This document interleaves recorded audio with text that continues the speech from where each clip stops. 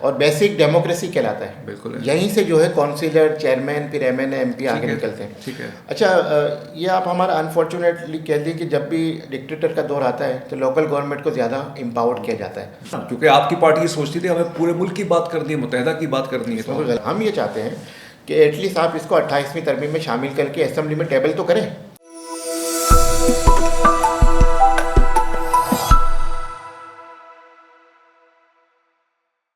अस्सलाम वालेकुम नाज़रीन, मैं हूं तज़मीन जावेद और वी न्यूज़ के प्लेटफॉर्म से हम मुख्तलिफ पॉडकास्ट आपके सामने लेके आ रहे हैं। नाज़रीन, मुत्तहदा कौमी मूवमेंट पाकिस्तान हर हफ्ता या इतवार एक प्रेस कॉन्फ्रेंस करते हैं। मीडिया वालों को वो बुलाते हैं, आइए भाई हमारी प्रेस कॉन्फ्रेंस है।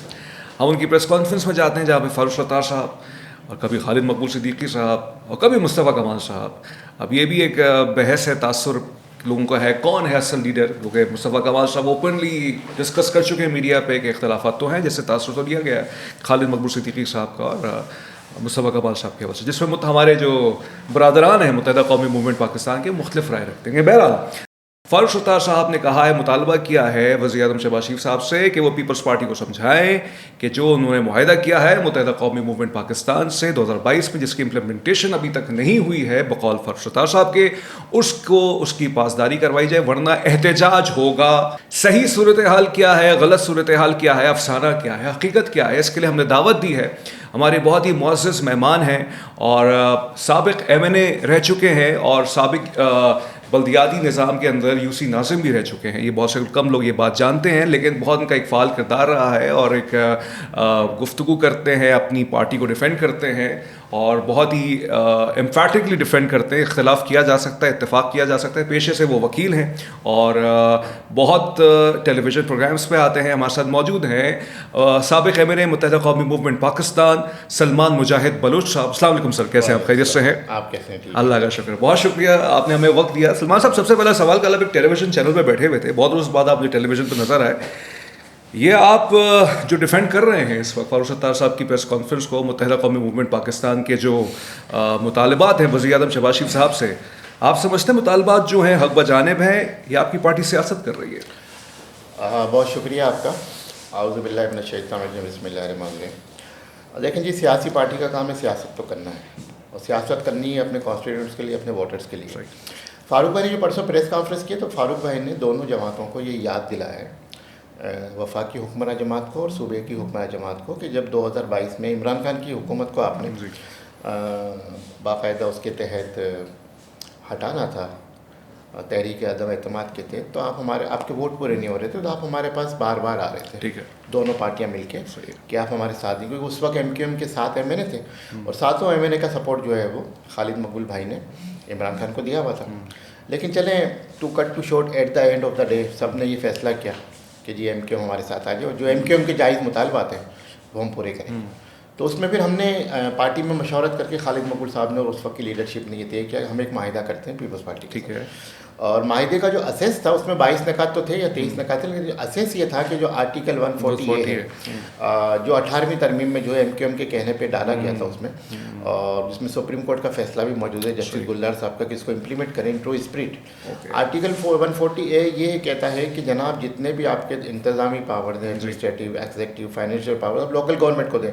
और एमक्यूएम ये बात सिर्फ कराची हैदराबाद के लिए नहीं कह रही, एमक्यूएम ये बात पूरे पाकिस्तान के लिए कह रही है, क्योंकि जब कॉन्स्टिट्यूशन पाकिस्तान में अमेंडमेंट होगा तो इसका इम्प्लीमेंटेशन पूरे पाकिस्तान पे होगा, सिर्फ सिंध कराची के लिए नहीं होगा। उसमें आपने देखा होगा कि 22 नकाती एक माहिदा हुआ था जिसके ज़ामीन गारंटर नवाज शरीफ साहब, शहबाज शरीफ साहब, मौलाना फजलुर रहमान साहब, अताउल्लाह मेंगल साहब, और उस वक्त के हमारे बाप पार्टी के सदर जो थे वो भी थे, और भी रहनुमा थे। और उसमें जो साइन किए थे वो खालिद मकबूल भाई ने भी किए थे, बिलावल भुट्टो जरदारी ने तो कहा था हम आपके तमाम मुतालबा सूबा सिंध में पूरे करेंगे। लेकिन अब फ़ारूक भाई को ये बात करनी पड़ी और ये माहिदा सामने लाना पड़ा जब बिलावल भुट्टो साहब ने अभी तकरीर की कि जी ये आपको लॉलीपॉप दे रहे हैं और आपको जो है वो ना ये आर्टिकल 140A की अमेंडमेंट देंगे। असेंबली में भी लास्ट पे एक तकरीर की थी बजट स्पीच में, और आप हुकूमत से निकल जाए, आप हमारे साथ आ जाएं, चले हम ये भी करने को तैयार हैं। पीपल्स पार्टी ने कहा, बिलावल भुट्टो ने असेंबली में, जिसका जवाब खालिद मकबूल भाई ने दिया था। तो हम ये कहते हैं कि चलें ठीक है, आप पहले अपना माहिदा जो आपने वादा वईद किया था एमक्यूएम के साथ जिसके गारंटर थे, आप तो फुलफिल नहीं कर रहे। लेकिन फ़ारूक भाई ने वो माहिदा दिखा कि नहीं, लेकिन उसमें सलमान साहब जो बिलावल की तकरीर थी, बिल्कुल मुझे भी रिकॉल हो गई है, एक तरह से माकूल बात नहीं है, क्योंकि देखिए आप वफाकी हुकूमत में बैठे हुए हैं, अगर आपको सिंध के अंदर अपने मुतालबात पूरे करवाने हैं तो सिंध की हुकूमत के साथ ज्वाइन कर लीजिए ना आप, वहाँ क्यों नहीं आते? देखिए तहसीन भाई बात ये है कि हमारे तस्मीन भाई बात ये सॉरी मैं नहीं इट्स ओके, बात ये है कि हमारे तो 2 वफाकी वजीर हैं जी, एक खालिद मकबूल मुस्तफ़ा और उनके बाद वजारतें भी वो है जिनका कंट्रोल सिर्फ इस्लामाबाद तक है, सही है, पूरे मुल्क पे नहीं है, ठीक है, ये भी ज़्यादती है हमारे साथ। और जो पीपल्स पार्टी कहती है कि हम अपोजिशन में हैं, लेकिन वो बैठी हुकूमती बेंचेस पे तमाम आइनी ओहदे उसने लिए हैं, इंजॉय कर रही है। सदर पाकिस्तान भी उसका है, 2 वज़ीर आला भी उसके हैं, गवर्नर भी 2 उसके हैं, इसी तरह स्पीकर आपका जो डिप्टी स्पीकर है वो उनका है, चेयरमैन सेनेट उनका, आइनी ओहदे सारे लिए हुए। और क्या कहते हैं वो मीठा मीठा हाप हाप कड़वा कड़वा थू थू। और पीछे से गिलगित बल्तिस्तान में भी जो इलेक्शन मुहिम चला था, बिलावल भुट्टो की तकरीर है उस पर रिकॉर्ड पे, उन्होंने वहाँ पे क्या धमकियाँ नहीं थी वज़ीर आज़म को, नून लीग की गवर्नमेंट को। तो एनीवेज आते हैं उसके ऊपर दोबारा। लेकिन आज बिलावल साहब ने कहा है तकरीर करते हुए कि नून लीग कभी भी ये ना समझे कि उनकी हुकूमत नहीं है, हमारी हुकूमत, हम सब मिल के हुकूमत कर रहे हैं। बहरहाल आज वो जो उन्होंने हलफ ले लिया है, बात ये है कि जब वो हुकूमत साजी का मरला आता है सब शेर व शकर हो जाते हैं, उससे पहले जानी दुश्मन होते हैं। और उससे पहले तो आपको याद होगा कि वो जो मोदी का यार है कौन है, नवाज शरीफ को कहते थे ना, बिलावल भुट्टो साहब। बहरहाल वो इमेच्योर है, मैं तो उनको कहूँगा नहीं आई, पॉलिटिकल मैच्योरिटी उनमें नहीं आई। और माहिदे की बात है तो फारूक सत्तार भाई ने यही कहा है कि आप आर्टिकल 140A का निफाज करें। अगर पीपल्स पार्टी नहीं कर रही तो हमने गारंटर से ये कहा है, शहबाज शरीफ साहब से खास, आप वज़ीर आज़म में ना हो, पहले भी थे अब भी हैं, और ये आपका फ़र्ज़ बनता है कि आप उस माहिदे पर अमल दरामद कराएं, आएँ कराची बैठें। नहीं, उस 140A की इम्प्लीमेंटेशन के लिए वफाक अपना किरदार कैसे अदा कर, माहिदे की बात कर रहा हूँ, माहिदे की बात, मैं माहिदे की बात कर रहा हूँ, उस माहिदे पे अमल दरामद कराएं। अच्छा, उसका जो असेंस है वो जो हमारा बेसिक मुतालबा है वो आर्टिकल 140A की इम्प्लीमेंटेशन। उस माहिदे के लिए, उस माहिदे की इम्प्लीमेंटेशन के लिए कुछ गुफ्तगू ये चल रही थी, कुछ क़यास आराइयाँ ये चल रही थी कि शायद उसी की खदोखाल की तरह एक 28वीं तरमीम आएगी कि जिसमें इख्तियारात की बात की जाएगी जो है बल्दियाती निज़ाम के हवाले से। अभी तक वो सिर्फ क़यास आराई ही है या आपको नज़र आ रही है आते हुए? देखिए हमारे कहने पे, फिर वज़ीर आज़म के कहने पे, वो जो बिल था अमेंडमेंट का और 28वीं तरमीम जो हम MQM ने पेश किया था 140A के लिए, वो स्टैंडिंग कमेटी में भी चला गया। अच्छा, फिर हमने कहा 27वीं तरमीम में लाएंगे, वो भी नहीं, फिर कहा पीपल्स पार्टी नहीं मान रही, हमारी मजबूरी है, हमने कहा ठीक है। पहले कहा 26 में लाएंगे, वो भी नहीं, फिर कहा 27 में लाएंगे, फिर 27 में भी आखिरी वक्त पे जो मामला तय हो गए, वज़ीर आज़म ने भी कह दिया कि हम लेकर आ रहे हैं, खालिद भाई को, फारूक भाई को कम्युनिकेट कर दिया गया। लेकिन आखिर में वही पीपल्स पार्टी की ब्लैकमेलिंग, अगर आप ये लाएंगे तो हम आपको सपोर्ट नहीं करेंगे, क्योंकि उसमें कुछ तरामीम ऐसी भी थी जो आर्मी एक्ट के हवाले से भी थी, इस्टेब्लिशमेंट को भी सूट करती थी। फिर हमें ये गारंटी दी गई, श्योरिटी दी गई कि हम आप 28वीं तरमीम लाजमी लाएंगे। अब बड़ा शोर है पिछले चंद माह से कि 28वीं तरमीम आ रही है, पहले बजट से पहले, बजट के बाद। हम ये चाहते हैं कि एटलीस्ट आप इसको 28वीं तरमीम में शामिल करके असेंबली में टेबल तो करें, इस पर डिबेट तो कराएं कि बाकी जमातें क्या जाती हैं। ठीक है, ये क्या बात हुई कि पीपल्स पार्टी कह रहे हैं आप उसको टेबल ही नहीं कर रहे। और हमारा तो मुतालबा ये है कि पंजाब की असेंबली ने उसके हक में करारदाद पास की है। राना सनाउल्लाह, ख्वाजा आसिफ जैसे ख्वाजा, किसके हक में करारदाद पास की? आर्टिकल 140A के थे हक में, पास करके वफाक को भिजवा दी है। KPK वाले कह रहे हैं कि आप जी कर दीजिए, उन्होंने करारदाद पास कर दी है। बलोचिस्तान वाले कह रहे हैं, पीपल्स पार्टी सिंध वाले नहीं मान रहे, क्यों नहीं मान रहे? समा सब ये चेक करना पड़ेगा कि 140A, जी मैं ऑन रिकॉर्ड कर रहा हूं। ओके, अच्छा। पीपल्स पार्टी इसलिए नहीं मानने के जनाब, पिछले 18 सालों में इनको 22,000 से 25,000 अरब NFC की मद में मिला है। अच्छा, ठीक है। और मैं कोट करूंगा यूनुस ढागा साहब को, जो फाइनेंस सेक्रेटरी हैं और निगरान गवर्नमेंट में भी रहे। उन्होंने कहा था शाजिब के शो में और कामरान खान के शो में कि 3.5 से 4,000 अरब कराची का बनता था, उसमें कहाँ गया? कराची में तो नहीं लगा, दुबई गया ना, और कहाँ गया? दुबई गया, अच्छा। और कहाँ गया? अच्छा। और जब आपको अगर 22 से 25,000 अरब NFC की मद में मिलता है, फिर भी आप कहते हैं हमारे पास पैसा नहीं है, तो पैसा कहाँ है? सब करप्शन की नज़र हुआ ना। आज जब कराची का हाल देख लीजिए, तो हम ये कहते हैं कि हमने जो आर्टिकल 140A की अमेंडमेंट का जो मुतालबा कर रहे हैं पूरे पाकिस्तान के लिए करें, सिर्फ कराची हैदराबाद के लिए नहीं कर रहे। और उसमें देखिए, जब तक आप लोकल गवर्नमेंट, आपका 3rd tier ऑफ गवर्नमेंट नहीं, उसमें लोगों को समझाइए थोड़ा सा कि 140A में जो वसाइल की तकसीम होगी, जो NFC की मद में वफाक से सूबों को मिलता है, और 140A में इसके अंदर ये है कि आप लोकल बॉडीज़ को एम्पावर करें, वो पैसे की जो रेल होगी वो सूबाई हुकूमत के ज़रिए से आएगी, डायरेक्ट वफाक के ज़रिए। मैं उसी में आ रहा था। तो देखिए, लोकल गवर्नमेंट जो है हमारा 3rd tier ऑफ गवर्नमेंट है कॉन्स्टिट्यूशन पाकिस्तान में, और बेसिक डेमोक्रेसी कहलाता है। बिल्कुल, यहीं से जो है काउंसिलर, चेयरमैन, फिर MNA MP आगे निकलते हैं। ठीक है। अच्छा, ये आप हमारा अनफॉर्चुनेटली कह दी कि जब भी डिक्टेटर का दौर आता है तो लोकल गवर्नमेंट को ज़्यादा एम्पावर्ड किया जाता है। अयूब खान का दौर देख लीजिए, ज़ियाउल हक का दौर देख लीजिए, मुशर्रफ साहब का दौर देख लीजिए। उसमें राय ये है ना, क्योंकि पॉलिटिकल पार्टीज को उनको साइडलाइन करना होता है ना। लेकिन बात ये है कि उसमें आवाम को आवाम का इख्तियार तो दिया जाता है ना। बेसिकली उस लोकल गवर्नमेंट का कॉन्सेप्ट ये है कि आवाम के बुनियादी मसाइल उसकी दहलीज पे हल हो। अच्छा, अब आपने सवाल किया कि एनएससी के और उसके अंदर डायरेक्ट जो पैसे की जो ट्रांजिशन, मुशर्रफ साहब का जो दौर था 2002 में, उसका जो 2001 का जो लोकल गवर्नमेंट एक्ट था पूरे पाकिस्तान पे नाफिज हुआ था, उसमें डिस्ट्रिक्ट गवर्नमेंट बने थे, सिटी गवर्नमेंट बने थे। लेकिन मैं कराची की मिसाल दूँ तो उसमें जो पैसा जो डायरेक्ट आता था सिटी गवर्नमेंट को, डिस्ट्रिक्ट गवर्नमेंट को डायरेक्ट आता था, उसके अकाउंट में आता था। अच्छा। और वो सिंध हुकूमत के पास नहीं जाता था। उसके बाद क्या हुआ कि उसमें आपने फिर देखा कि जब सिटी नाजिम को आपने एम्पावर्ड किया, चेयरमैन को एम्पावर्ड किया, यूसी नाजिम को एम्पावर्ड किया, तो कराची जो एक इमर्जिंग सिटी में आया, 10 इमर्जिंग सिटी में आया। उस वक्त के जो नाजिम थे या चेयरमैन थे उनको सेकंड बेस्ट मेयर का अवार्ड भी मिला। और कराची ने एक बहुत खूबसूरती देखी जो उसका हक था। चले हम कहते हैं 1 करोड़ रुपया मिला, 50 लाख लगा, 50 लाख नहीं लगा तो सही ना, नज़र तो आया। उसके बाद क्या हुआ? उसके बाद ये हुआ कि फिर नई फिल्म आ जाती है, एपिसोड आ गया, पीपल्स पार्टी की हुकूमत आ गई, मोहतरमा बेनज़ीर के शहादत के उसके सिले में, और इनके वज़ीर बल्दियात आ जाते हैं मरहूम दुरानी साहब। उन्होंने आके कट लगाना शुरू कर दिया। उन्होंने फिर वो अपने पास इख्तियार मरूम हो चुके हैं, बहरहाल उसकी तरफ नहीं जाते। चले पीपल्स पार्टी की तरफ आ जाते हैं। उन्होंने कट लगाना शुरू कर दिया, पीपल्स पार्टी की तरफ आ गए। 2011 में इन्होंने फिर वही सिस्टम, किसका सिस्टम? आमिर का सिस्टम, डिक्टेटर का सिस्टम, ज़ियाउल हक का सिस्टम 2011 में। जैसे लोकल गवर्नमेंट ये खत्म हुआ हमारा 2010 का पीरियड, उसमें वे भी यूसी नाजिम। लेकिन उसमें ये अभी हमारे पॉडकास्ट में रजा हारून साहब आए थे, उन्होंने फरमाया था 2009 में खत्म हो गया था, लेकिन रजाई साहब ने कहा चलिए इसको आप कंटिन्यू कीजिए। इनके अपने एंजॉय भी किया, 2010 तक मेयर साहब रहे उनके, तो कहीं ना कहीं मुत्तहिदा भी तो सही कही पीपल्स पार्टी की नहीं सर 5 साल की हो हमारा टेन्यूर, 4 साल का था ना, 5 साल का टेन्यूर, 5 से 9 तक का था, 5 साल का, चले 5 साल, 5 से 10 था। उसमें तो देखिए एमक्यूएम ख़त्म नहीं कर रही थी, एमक्यूएम कह रही थी इसको आप एक्सटेंशन दें 1 साल की, 2 साल की। अच्छा। पूरे सिंध के हवाले से उस पर फिर एमक्यूएम ने लोकल गवर्नमेंट का कन्वेंशन भी कराया था। लोकल गवर्नमेंट के जो इलेक्शंस होते थे वो 4 साल के लिए थे, जो मुझे याद उस वक्त 5 साल के टेन्यूर। अच्छा 5 साल, क्योंकि मैं 2005 में हम खत्म हुए थे, हमें तो पता था। अच्छा। तो उस वक्त हम कह रहे थे एक्सटेंशन। फिर हमें उस वक्त के जो रहमान मलिक साहब थे उन्होंने एक मीटिंग की थी फारूक भाई से और बाबर घोरी भाई से। ठीक है। कहाँ की थी? तारिक रोड की जो जाहिद निहारी है, वो बड़ी मशहूर हुई। निहारी खाई आप लोगों ने? निहारी खाई, और निहारी के ऊपर सारे मामला तय हो गए थे। उसमें फैसला हो गया कि ठीक है आप इसको लोकल गवर्नमेंट को ख़त्म करें। ठीक है। डी नोटिफाई कर दिया। ठीक है। लेकिन जो 3 महीने में इलेक्शन कराना था वो नहीं कराए, खींच गए। इन्होंने फिर ज़ियाउल हक का सिस्टम, जिस ज़ियाउल हक ने इनके लीडर को फांसी पे चढ़ाया था, उसका सिस्टम बहाल कर दिया। मतलब कहाँ वो दुश्मनी, कहाँ आमिर का सिस्टम इनको इतना प्यारा लग रहा है। बहरहाल वो फिर कमिश्नरेट का निज़ाम। लेकिन 13 के इलेक्शंस के बाद आपकी पार्टी कुछ वक्तों के लिए सूबाई हुकूमत का हिस्सेदार तो बनी। वो हम बताते हैं आपको, तो 3 साल तक इलेक्शन नहीं हुआ। फिर ये हुआ कि 2013 में एमक्यूएम ने हमेशा अपना इलेक्शन अपने बाजू पे लड़ा है। एमक्यूएम फिर जो है मैंडेट बाजू पे लड़ाया आपने, अल्हम्दुलिल्लाह। सही। अल्हम्दुलिल्लाह। और राय तो कुछ और है, आवाम की ताकत से कुछ और लोगों की राय कुछ और कया सारे हैं, बहुत सही है। अच्छा। और उसके बाद ये हुआ कि बिजनेस कम्युनिटी ने हमें ये कहा, क्योंकि एमक्यूएम 6 माह तक सूबाई हुकूमत का हिस्सा नहीं बनी थी और वफाक में भी नहीं बने थे। नवाज शरीफ को सपोर्ट ज़रूर किया था लेकिन बैठे थे। और ये वही 2013 जिसमें अल्लाह ने मुझे भी एमएनए बनाया था, और उस सीट से एमएनए बनाया था केमाड़ी से, जहाँ से कभी एमक्यूएम जीती नहीं। ठीक है। तो ये अल्लाह का बड़ा करम था। सही है। और उस वक्त की लीडरशिप की बड़ी वो थी, मेहरबानी थी जी।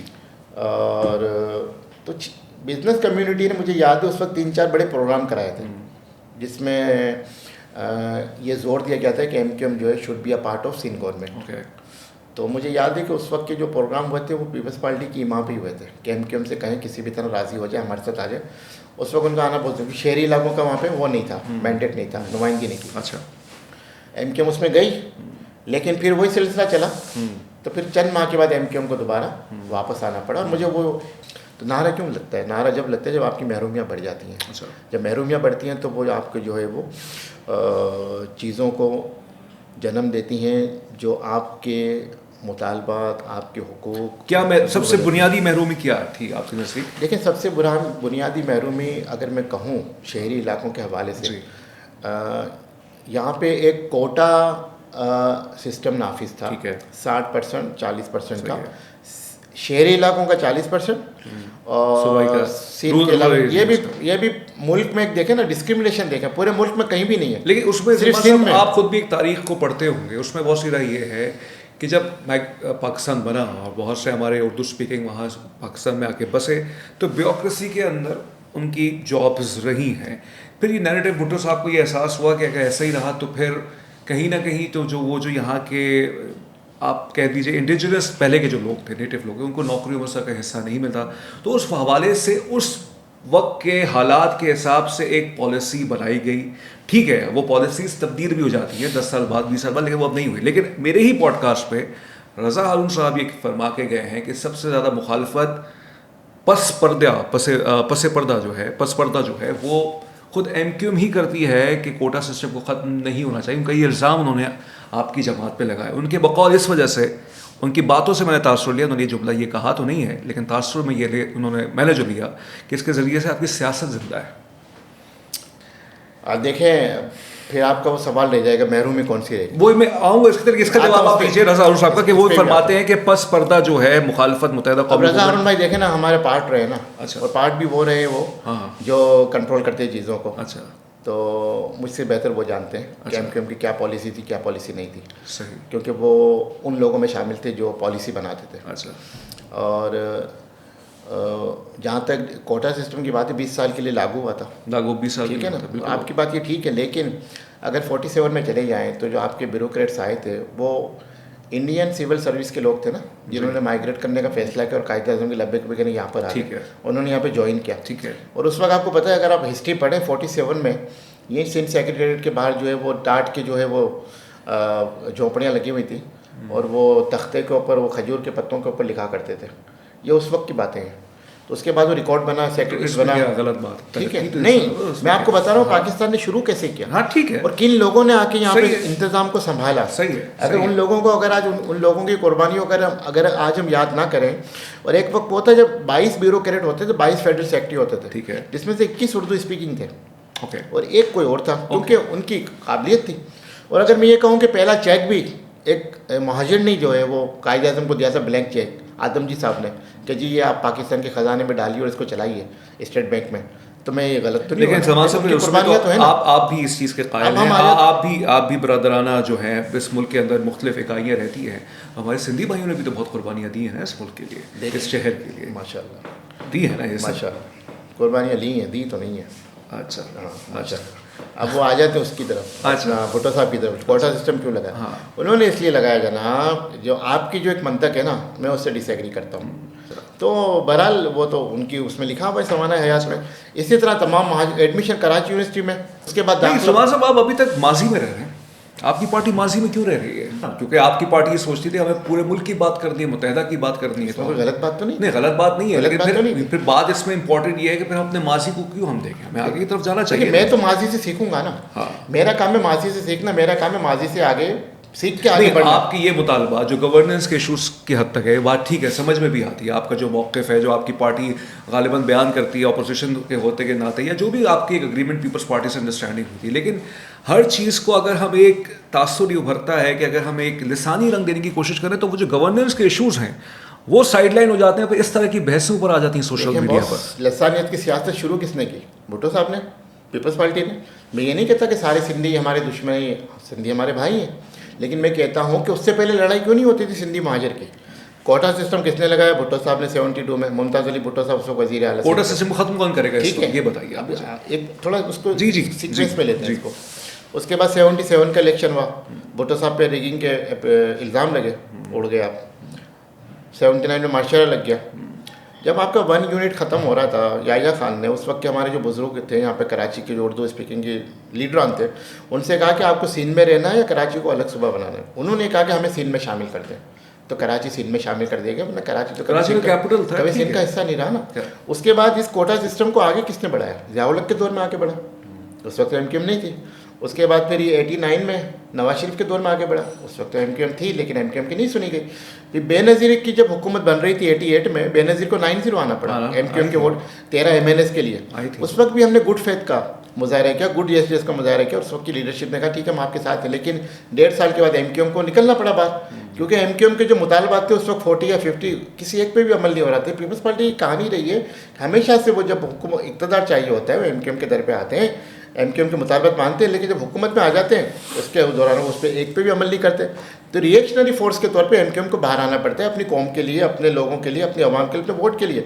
देखें, हर सियासी पार्टी, अगर आपने कहा ना आप हर वजारतों में रहें, बिल्कुल हम रहें और आइंदा भी रहेंगे, क्योंकि आप वजारतों में रहे बगैर, इक़्तिदार में रहे बगैर आवाम का कोई भला नहीं कर सकते, ना आवाम को कोई काम कर सकते। सर कैसा भला है कि हर 5 साल बाद आप उनकी महरूमियाँ बता रहे होते हैं लोगों को, फ़ायदा नहीं हो पा रहा ना फिर आप देखें। अगर आप, हम तो कह रहे हैं ना, हमारा मुतालबा क्या है, अगर वफाक चाहे कराची को अपने अंडर में ले लें, जो 18 साल में जो कराची का हाल कर दिया पीपल्स पार्टी ने, अगर वफाक चाहे इसको 1 यूनिट बना दे, वफाक चाहे अलग सूबा बना दे, या हम कहते हैं कि अगर आप आर्टिकल 140A पे in true spirit according to the judgment order of the Supreme Court, अगर आप उसको अमल दरामद कर दें, जिसका वादा भी किया है वज़ीर आला सिंध ने जाके वहाँ पे राइटिंग में दिया था सुप्रीम कोर्ट में, हम करेंगे, लेकिन बाद में नहीं हुआ। इस माहिदे में जो हमें कहा कि हम करेंगे, लेकिन बाद में नहीं हुआ। और इसके साथ साथ हम ये कहते हैं कि कराची को आप देखें, माशी हब, ये कैपिटल है आपका, इकनॉमिक कैपिटल है। कराची 60% 70% वफाक को देता है, सूबे को 90-95% देता है अगर, और सेल टैक्स आपका 45% है। और पोर्ट से अगर आप कमाई ले लें तो पोर्ट से भी आपकी जो है 40-50% कमाई जो आपके ख़जाने में जाती है।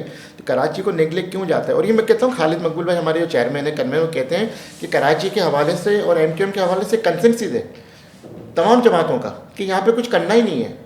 अगर हम आवाज़ उठाते हैं नहीं तो हमें लसानियत करेंगे। लेकिन उसमें आपने ये बात अगर पीपल्स पार्टी पे पूरा ब्लेम कर दिया ना अपने 18 साल का, उसमें तो फिर एक मुख्तलिफ राय है कि आप भी हुकूमत वाली बात का, तो आपने तो नैरेटिव दे दिया कि भाई पावर के जरिए चेंज आता है। पीपल्स पार्टी पे ऐसे तो नहीं कर रहे। अच्छा, लेकिन मैं सवाल आपसे आप भी वाक़ है ना, आप भी यूसी नाज़िम रह चुके हैं सलमान साहब, इस शहर के अंदर 32 जुरिस्डिक्शंस हैं, KMC के हाथ में बहुत सी चीज़ें नहीं हैं, तो फिर सब टोटलिटी में बात करें ना कि ये भी जिम्मेदार हैं, ये भी जिम्मेदार हैं, तो उस पर पीपल्स पार्टी को ब्लेम करना टोटलिटी में ठीक है, उन्होंने ब्यूरोक्रेसी को सपोर्ट किया, उनके ज़रिए से शहर चलाने की कोशिश की, इल्ज़ाम उन पर लगता है।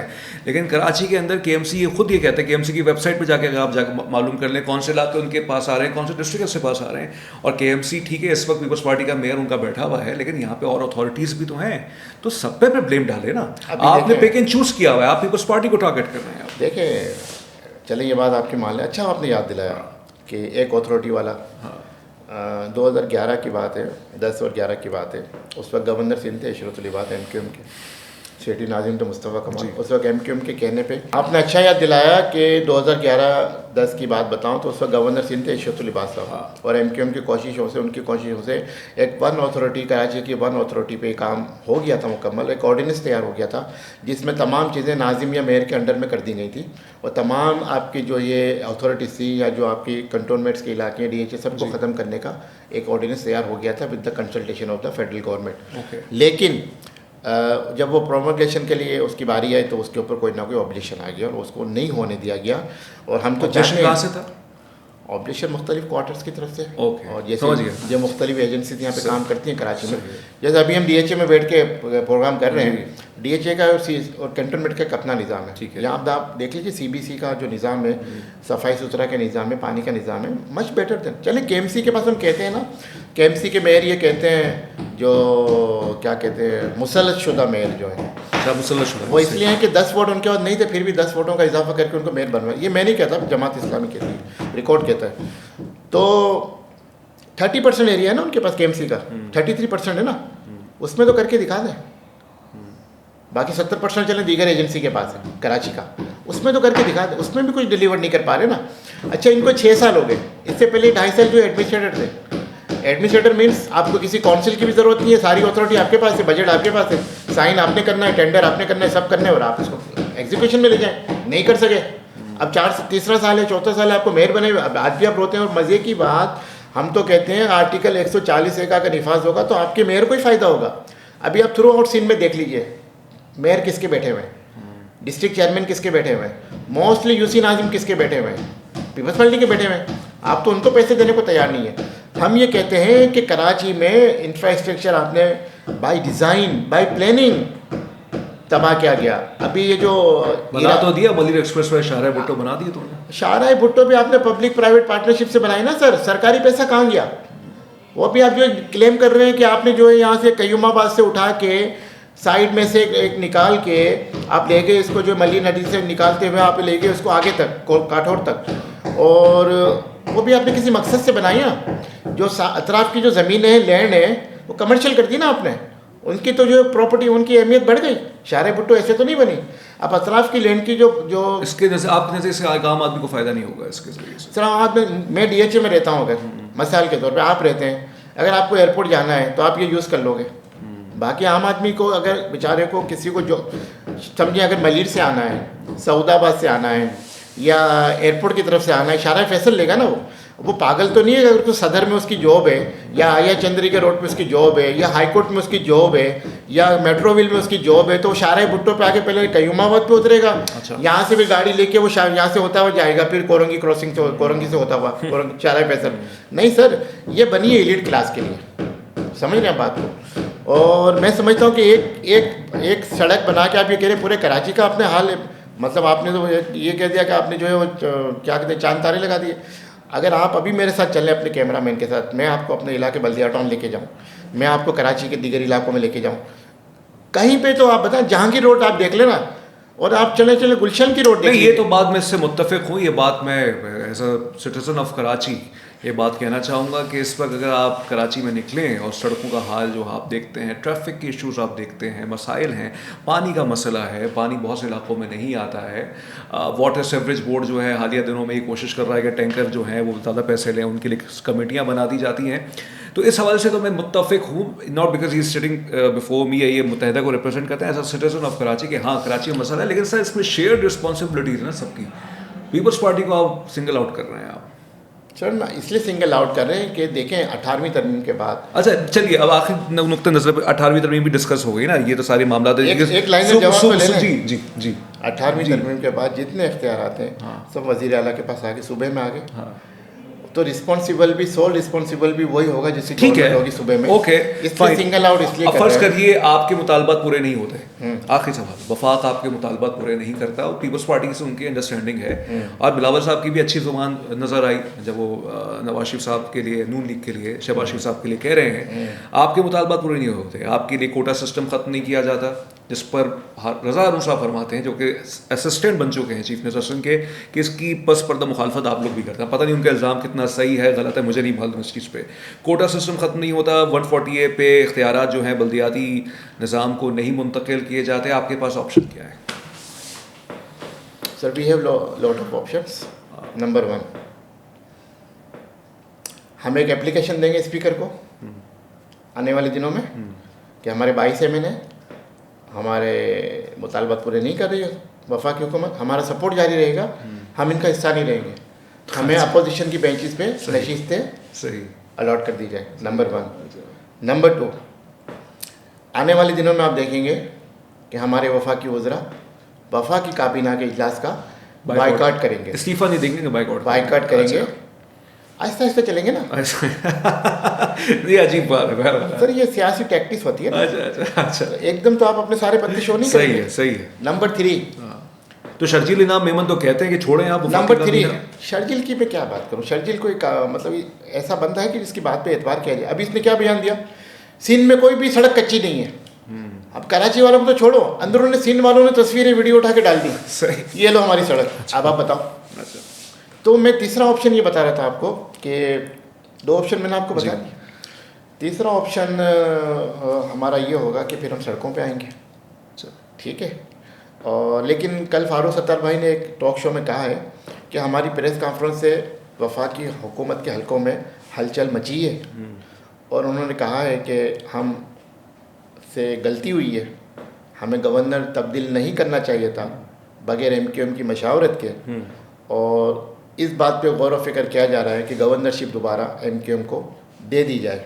गौर किया जा रहा है, गौर व फिक्र किया जा रहा है हुकूमती हलकों में। नंबर 2, इस बात पे भी गौर व फिक्र किया जा रहा है कि जो MQM की अमेंडमेंट है उसको 28वीं तरमीम का हिस्सा बना दिया जाए। अच्छा।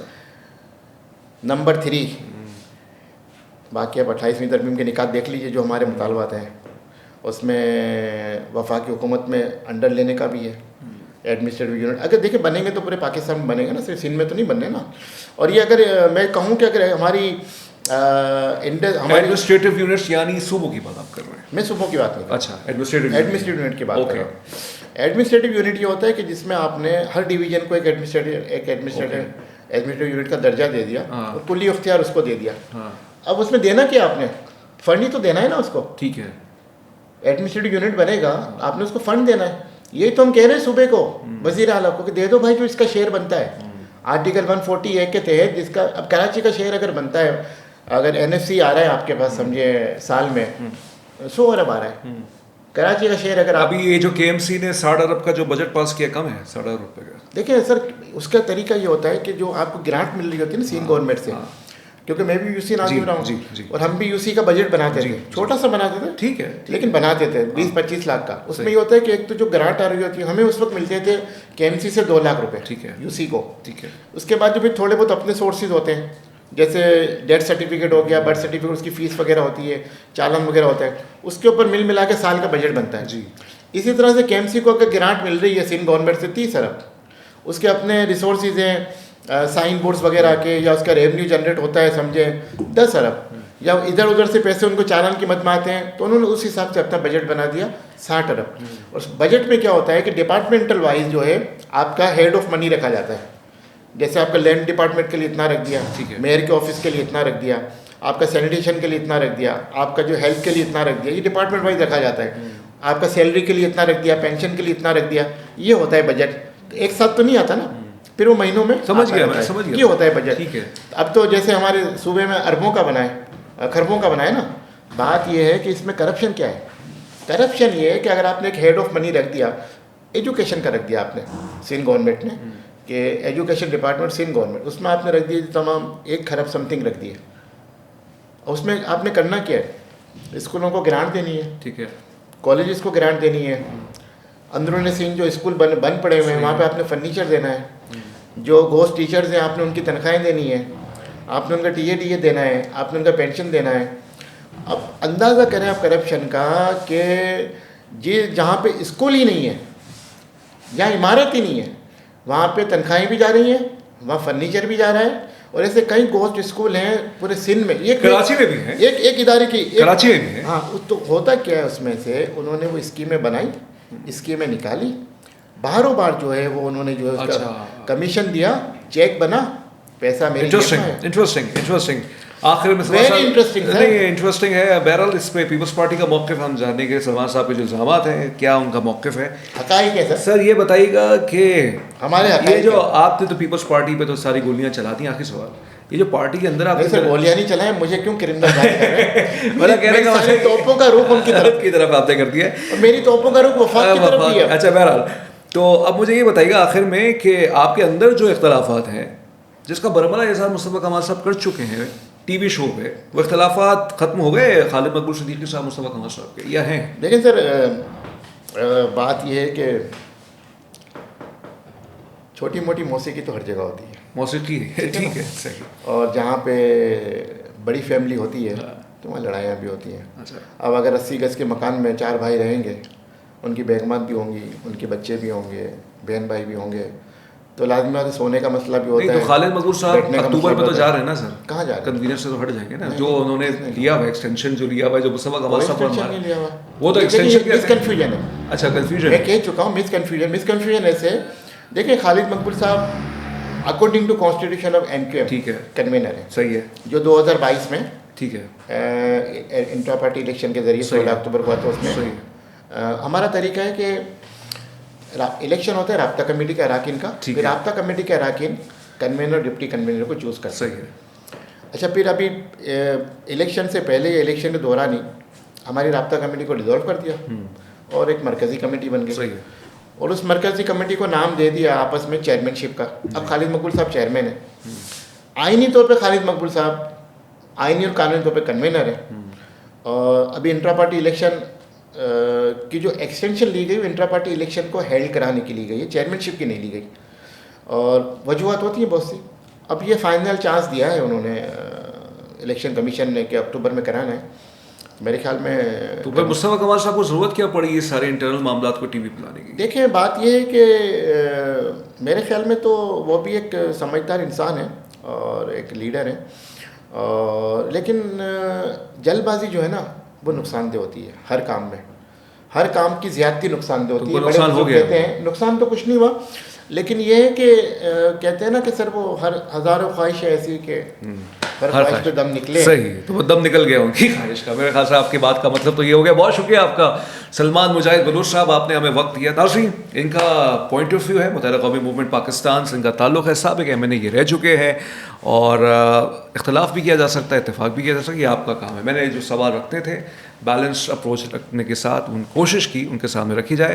As a citizen of Karachi I do agree with him कि हाँ इश्यूज़ हैं और बहुत ज़्यादा इश्यूज़ हैं कराची में, और बहुत से हमारे लोग इस चीज़ को नहीं समझ पाते जो इस्लामाबाद और लाहौर में बैठे हुए हैं। लेकिन हाँ, क्या सिंगल आउट पीपल्स पार्टी को किया जाए या मुख्तलिफ और जो जुरिस्डिक्शंस हैं यहाँ के अंदर, खुद मुत्तहिदा कौमी मूवमेंट पाकिस्तान का क्या किरदार है, इस पर भी इत्तफाक भी किया जा सकता है, इख्तलाफ भी किया जा सकता है। यही हुस्न है गुफ्तगू का कि आप हमने इनको मौका दिया कि अपना मौक़िफ़ रखें। अलबत्ता कराची को आगे बढ़ना चाहिए, कराची को प्रॉस्पर होना चाहिए, उसके लिए सलूशंस दीजिए, फीडबैक दीजिए। ये जब पॉडकास्ट आएगा अपने कमेंट सेक्शन के अंदर, इसके अंदर अपनी सलूशंस दीजिए, सजेशंस दीजिए, ताकि हुक्काम बाला तक जो है चीज़ें जाएँ। और फिर कराची के हवाले से कहते तो सब हैं कि हमारा शहर है, लेकिन इस शहर के साथ ज़्यादती ये होती है कि हम ही इसको फिर जो है आप कहते खुड्डे लाइन लगाने की कोशिश करते हैं, जो ज़दाई साहब का एक बहुत ही मशहूर जुमला है, खुड्डे लाइन लगाने की कोशिश करते। तो ये हो रहा है, ये इस शहर के साथ हो रहा है, कमा के भी दे रहा है, लेकिन शायद इस शहर पर कोई लगाना नहीं चाहता। तस्मीन जावेद को सलमान मुजाहिद साहब के साथ इजाज़त दीजिए वी न्यूज़ के इस खूबसूरत पॉडकास्ट में। अपना ख्याल रखिएगा। अल्लाह हाफ़िज़। Thank you sir.